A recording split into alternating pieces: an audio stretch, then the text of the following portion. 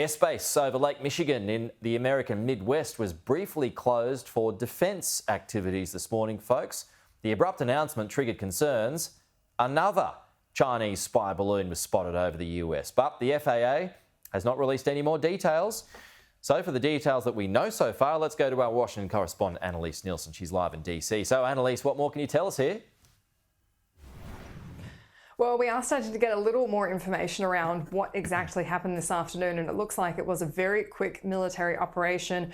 We have the Michigan representative who's now tweeted out about the incident, saying, "I've been in contact with DoD regarding operations across the Great Lakes region today. The US military's decommissioned another object over Lake Huron. I appreciate the decisive action by our fighter pilots. The American people deserve far more answers than we have."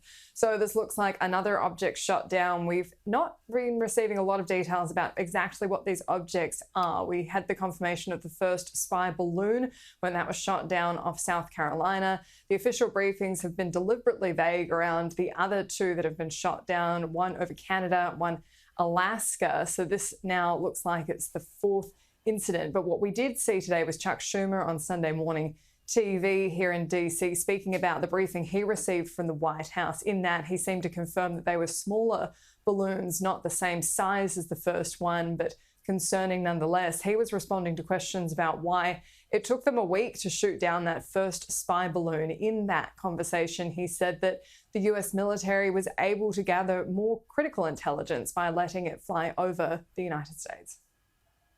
The first balloon, there was a much different rationale, which I think was the appropriate rationale. We got enormous intelligence information from surveilling the balloon as it went over the United States. Didn't the Chinese get enormous intelligence as well? Well, they could have been getting it anyway, but we have to know what they're doing.